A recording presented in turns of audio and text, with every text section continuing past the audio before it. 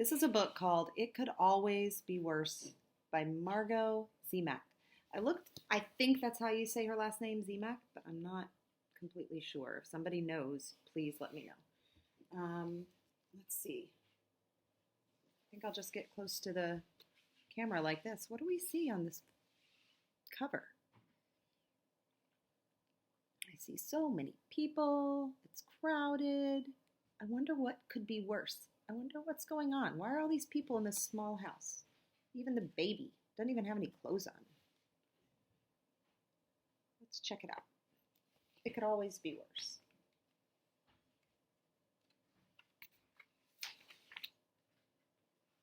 A Yiddish folktale retold and with pictures by Margot Zemak.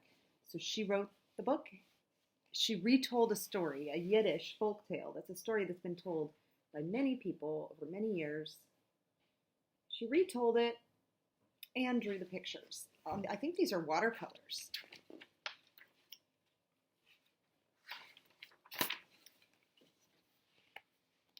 Once upon a time, in a small village, a poor, unfortunate man lived with his mother. Lived with his mother, his wife, and his 6 children in a little one-room hut. Because they were so crowded, the man and his wife often argued. The children were noisy, they fought. In winter, when the nights were long and the days were cold, life was especially hard. The hut was full of crying and quarreling. One day, when the poor, unfortunate man couldn't stand it anymore, he ran to the rabbi for advice.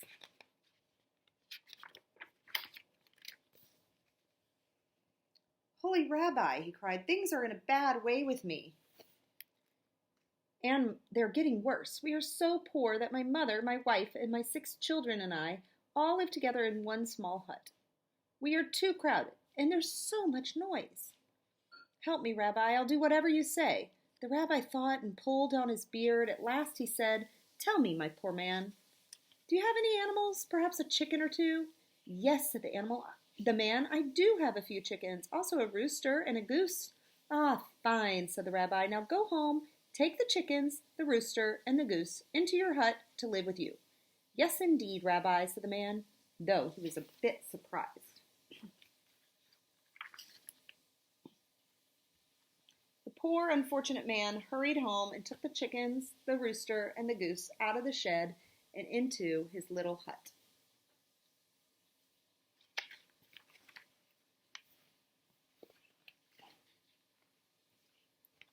When some days or a week had gone by, life in the hut was worse than before. Now with the quarreling and crying, there was honking, crowing, and clucking. There were feathers in the soup. The hut stayed just as small and the children grew bigger. When the poor unfortunate man couldn't stand it any longer, he again ran to the rabbi for help. Remember how I'm turning the pages from the corners instead of from in here? I'm trying to keep the pages from ripping, so I turn them carefully from the corners.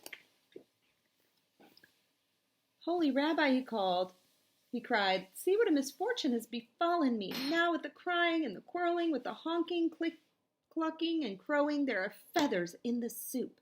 Rabbi, it couldn't be worse. Help me, please." The rabbi listened and thought. At last he said, "Tell me, do you happen to have a goat?" "Oh, yes, I do have an old goat, but he's not worth much." "Excellent," said the rabbi. "Now go home and take the old goat into your hut to live with you." "Ah, no, do you really mean it, Rabbi?" cried the man.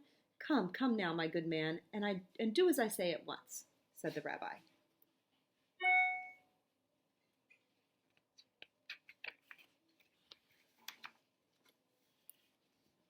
The poor unfortunate man tramped back home with his head hanging down and took the old goat into his hut.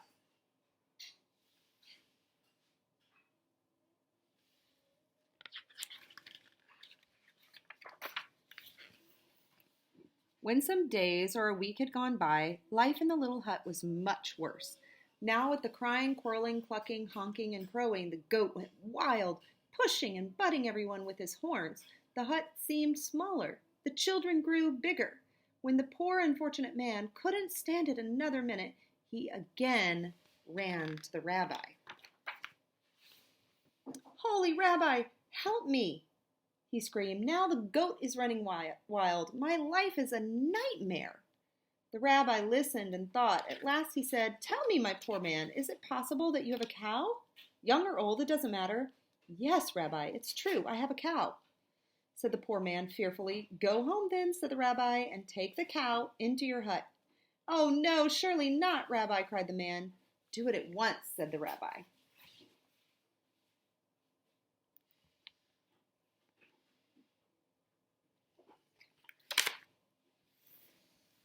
The poor unfortunate man trudged home with a heavy heart and took the cow into his hut. Is the rabbi crazy, he thought? Why did he trudge home with a heavy heart? Trudging, walking slowly. I wonder, why was he feeling sad about going home after the rabbi told him to take his cow into his house? Trudging home with a heavy heart. When some days or a week had gone by, life in the hut was very much worse than before. Everyone quarreled, even the chickens. The goat ran wild, the cow trampled everything. The poor man could hardly believe his misfortune. At last, when he could stand it no longer, he ran to the rabbi for help.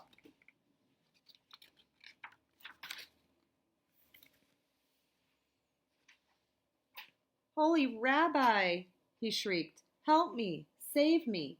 The end of the world has come. The cow is trampling everything. There is no room even to breathe. It's worse than a nightmare. The rabbi listened and thought. At last he said, Go home now, my poor unfortunate man, and let the animals out of your hut. I will. I'll do it right away, said the man. Whew, things are going wild there.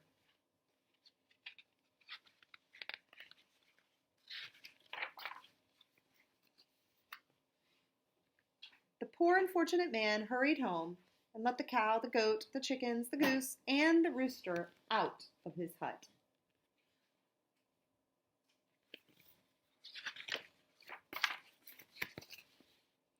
That night, the poor man and all his family slept peacefully. There was no crowing, no clucking, no honking. There was plenty of room to breathe. The very next day, the poor man ran back to the rabbi.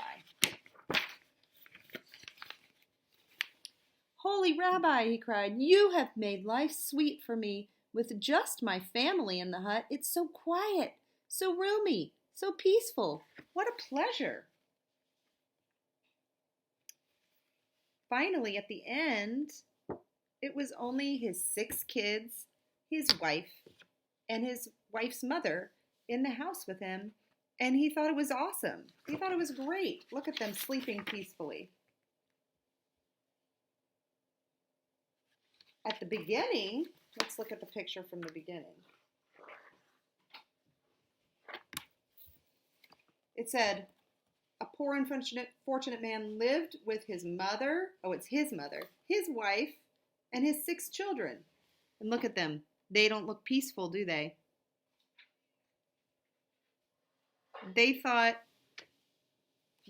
things were as bad as they could get. But then they learned a lesson. Can you tell this story to someone? Tell how the man learned the lesson that the rabbi was trying to teach him. Sometimes in my house, I'm feeling a little bit like that. We've got all the people living in our small house. I've got my teenagers. There are a lot of people, and everybody's needing to eat all the time, and they're needing to do things around the house, and it feels crowded. So that's what made me think about this book. It could always be worse. All right, I'm going to come back in a little bit and do the next section.